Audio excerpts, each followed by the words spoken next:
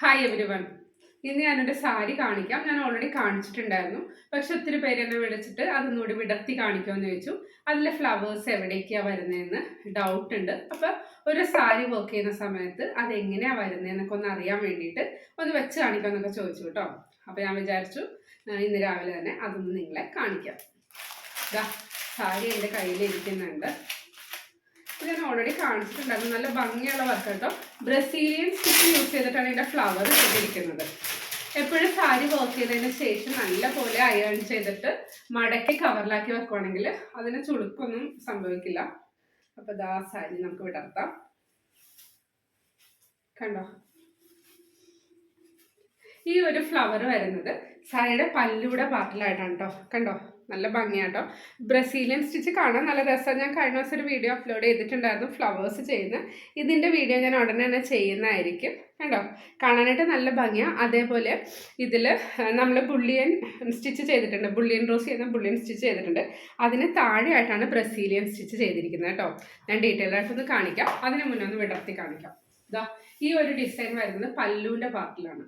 കണ്ടോ, പിന്നെ അതിൻ്റെ ഇടയ്ക്കായിട്ടൊരു ചെറിയ ഡിസൈൻ വന്നിട്ടുണ്ട്. നെക്സ്റ്റ് ഒരു ഡിസൈൻ വരുന്നത് നമ്മളിപ്പോൾ വെച്ച് നോക്കുവാണെങ്കിൽ സാരി ഞാൻ കംപ്ലീറ്റ് ആയിട്ട് വിടർത്തി റഫായിട്ടാട്ടോ വെക്കുന്നതെന്ന് വെച്ചാൽ പ്ലീറ്റ്സ് എടുത്തൊക്കെ വെച്ച് വരുമ്പോൾ ഒത്തിരി ടൈം എടുക്കും.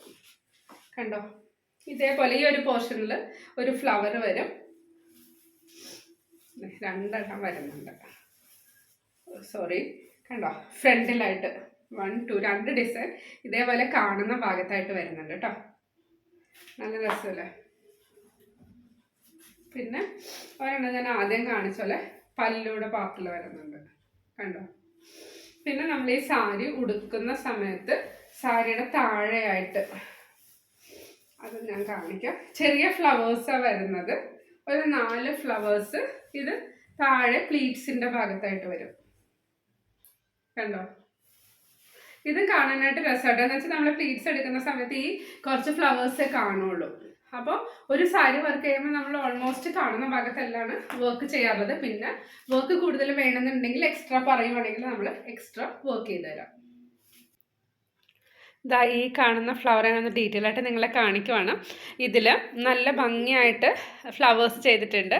ഇതാ ഇത് ഞാൻ പറഞ്ഞ പോലെ ബുള്ളിയൻ സ്റ്റിച്ചാണ് ചെയ്തിരിക്കുന്നത്. എന്നിട്ട് അതിൽ താഴെയായിട്ടാണ് കേട്ടോ നമ്മുടെ ബ്രസീലിയൻ സ്റ്റിച്ച് ചെയ്തിരിക്കുന്നത്. കണ്ടോ, ഒരു പെറ്റലാണ് ചെയ്തിരിക്കുന്നത് ബ്രസീലിയൻ്റെ.